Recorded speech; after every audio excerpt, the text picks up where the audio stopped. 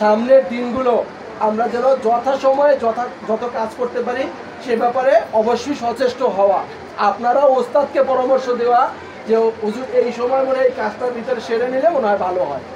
এখানে অনেক সচেতন অভিভাবক আছেন যারা আপনারা পরামর্শ দিবেন বিভিন্ন সময়। ধরেন এই মাদ্রাসায় 150 ছাত্র আছে ধরে নেন, কিন্তু আপনি একটা মা, আপনাকে ভাবতে হবে এই 150 বাচ্চা আমার, শুধু আপনার বাচ্চাটা আপনার এইটা যদি ভাবেন তাহলে বাকি 149 জন কার? 149 জনের কথা মাথায় রেখে আপনার কথা ভাবতে হবে। কিছু মায়ের কি আছে যে আমার বাচ্চা একেবারে শেষে আসছে কিন্তু প্রথম বেঞ্চে বসতে হবে, এই মানসিকতা মাথা থেকে ছেড়ে দিতে হবে। যেই মায়ের বাচ্চাটা আগে আসছে সেই তো আগের বেঞ্চে বসবে, তাহলে ওই বাচ্চাটাও তো আপনার, ওই বাচ্চাটার খেয়ালও তো আপনাকে রাখতে হবে। এই জন্য সবার কাছে অনুরোধটা হলো যে আমরা পড়ালেখাটা একটা মানের ভিতরে নিয়ে আসতে চাই, তাহলে দেখবেন এই মাদ্রাসা এলাকার ভিতরে একটা উল্লেখযোগ্য মাদ্রাসা হবে ইনশাআল্লাহ। আপনারা জানেন দীর্ঘদিন প্রতিষ্ঠার বয়স, করোনা চলে গেল, বিপ্লব চলে গেল, অনেক কিছু চড়া উতরাই করে কিন্তু এই পর্যন্ত।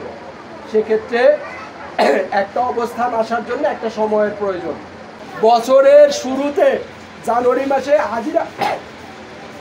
হাজিরা খাতায় যার যেরকম সিরিয়াল থাকবে ডিসেম্বর পর্যন্ত ওই রকম সিরিয়াল থাকবে, বছরের মাঝখানে কোনো রোল চেঞ্জ হবে না। এটা হলো শিক্ষকদের প্রতি একটা অনুরোধ, প্রধান শিক্ষকের কাছে অনুরোধ। কারণ হলো বছরের মাঝখানে রোল চেঞ্জ হলে অনেক সমস্যা হয়। বছরের মাঝখানের পরীক্ষাগুলো প্রথম সাময়িক, দ্বিতীয় সাময়িক, ওটাই মেধা তালিকা হবে না, ওইটা একটা নাম্বার, কে কত নাম্বার পাইছে মোট নাম্বার হবে, কোনো মেধা তালিকা হবে না। সেক্ষেত্রে সবাইকে অনেক অনেক ধন্যবাদ।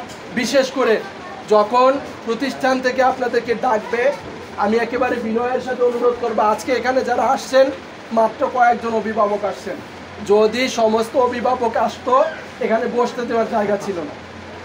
তো সেক্ষেত্রে সবাইকে অনুরোধ হলো আপনার পাশে আরেকজন অভিভাবক আছে তাদেরকে একটু মূল্যায়নের সাথে নিয়ে আসা, একটু কথাগুলো শোনা, আপনারা পরামর্শ দিবেন।